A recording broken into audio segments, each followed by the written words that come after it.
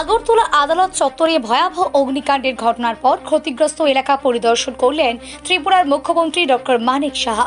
বুধবার মুখ্যমন্ত্রী ঘটনাস্থলে পৌঁছে অগ্নিকাণ্ডে ক্ষতিগ্রস্ত দোকানপাট ও অন্যান্য সম্পত্তির পরিস্থিতি সরেজমিনে খতিয়ে দেখেন।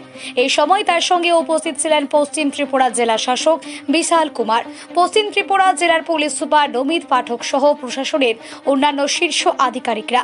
পরিদর্শনকালে মুখ্যমন্ত্রী ক্ষতিগ্রস্ত ব্যবসায়ীদের সঙ্গে কথা বলেন এবং ঘটনার বিস্তারিত তথ্য সংগ্রহ করেন। পাশাপাশি অগ্নিকাণ্ডের কারণ অনুসন্ধান ও ক্ষয়ক্ষতির সঠিক মূল্যায়নের জন্য প্রশাসনকে প্রয়োজনীয় পদক্ষেপ গ্রহণের নির্দেশ দেন। আদালত চত্বরে সংগঠিত এই অগ্নিকাণ্ডে একাধিক দোকান পুড়ে ছাই হয়ে যায়, যার ফলে ব্যাপক আর্থিক ক্ষতির সম্মুখীন হয়েছেন ব্যবসায়ীরা। ঘটনার প্রকৃত কারণ জানতে ইতিমধ্যেই তদন্ত শুরু করেছে প্রশাসন। যারা ক্ষতি হয়েছে তাদের প্রতি কি না, এটা তো এই ধরনের, এটা বলা যায় যে এই ধরনের ঘটনা তো সাধারণত দুঃখজনকই হয়।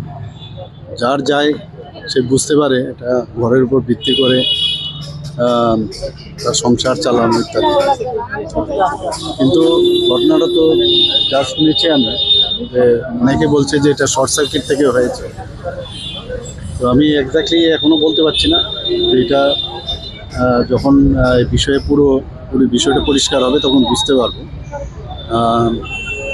কিন্তু যাই হোক, আমি এদের সাথে কথা বললাম।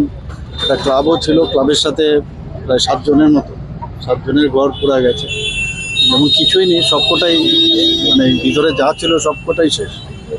তো তাদেরকে আমাদের সরকারের তরফ থেকে অ্যাসেসমেন্ট হয়েছে, ওনাদেরকে যা যা সাহায্য দেওয়ার করব, আমিও ব্যক্তিগতভাবে সাহায্য করব এবং সেইভাবে ওনাদের সাথে কথা বলেছি।